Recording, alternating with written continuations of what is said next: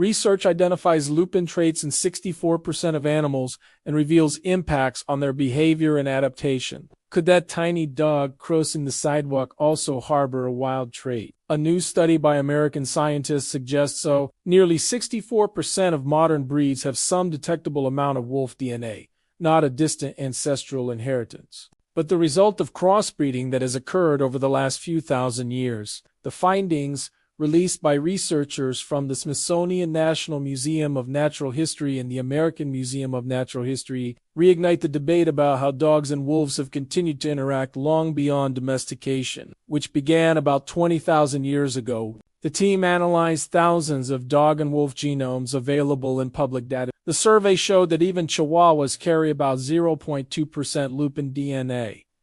Before this study, the most advanced science seemed to suggest that, for a dog to be considered a dog, there couldn't be much wolf DNA present, if any at all, said lead author Audrey Lynn. Co-author Logan Kistler emphasized that this does not indicate frequent encounters, but rare episodes with lasting consequences. The Czechoslovakian and Saarloos wolf dogs led with up to 40% wolf DNA among pet breeds. The Grand Anglo-Franquais tricolor topped the list with about 5%. Hunting breeds, such as the Saluki and Afghan hound, also recorded high rates. Size is not a determining factor.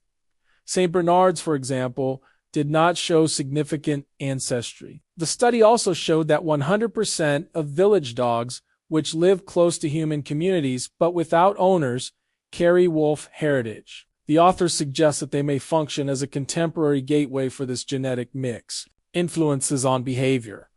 The researchers compared the genetic data with temperament descriptions used by breeder clubs. Breeds with little wolf ancestry tend to be seen as friendly and easy to train. Those with a higher percentage of wolf DNA are more frequently described as independent, territorial, or wary of strangers. Kistler cautioned, however, that these categories do not define individual behavior. Wolves evolved for specific habitats, while dogs were taken to every corner of the world inhabited by humans, he explained. Some genetic traits seem to offer advantages. Tibetan breeds, such as the Lhasa Apso, carry the EPA's one gene linked to adaptation to high altitudes, the same gene present in wolves from the region, published in the Proceedings of the National Academy of Sciences.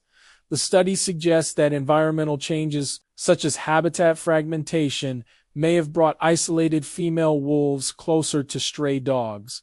This interaction, according to the authors, would help explain how part of the current canine diversity has received recent contributions from the wolf genome.